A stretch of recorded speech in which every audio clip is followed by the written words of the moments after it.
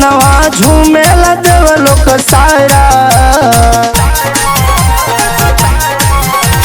झूमेला धरती झूमे गगनवा झूमेला देवलोक सारा। अवध में पूजेला ये भैया हो श्री राम जी के नारा, अवध में पूजेला ये भैया हो श्री राम के जयकारा।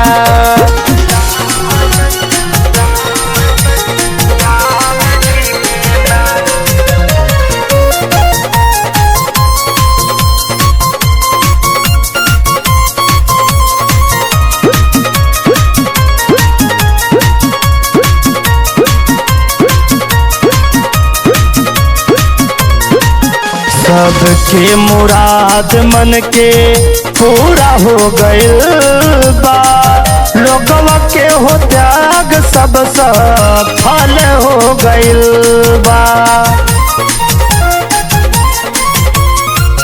सबके मुराद मन के पूरा हो गइल बा, लोगवा के हो त्याग सब सफल हो गइल बा। हम हिंदू के मन मगन बाटे, मंदिर हमनी के खातिर अनमोल रतन बाटे। एक साथ सबे लगावे श्री राम जी के नारा, अवध में गूंजेला ये भैया हो श्री राम के जयकारा, अवध में गूंजेला ये भैया हो श्री राम के जयकारा।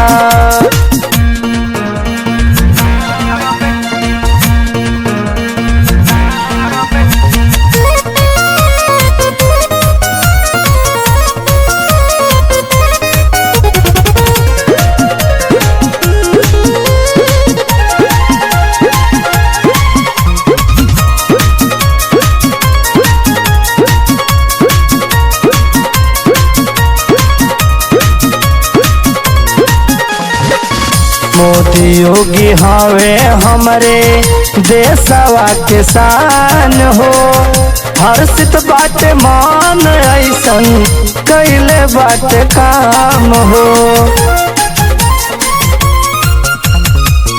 मोदी योगी हवे हमरे देशवा के शान हो, हर्षित बाटे मान ऐसन कैले बाटे काम हो।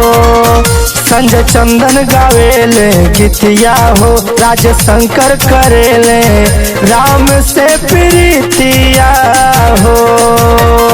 खुशी के लहर उठल हो बाटे झूमेला लोगवा सारा, अवध में गूंजेला ये भैया हो श्री राम के जयकारा, अवध में गूंजेला ये भैया हो श्री राम के जयकारा।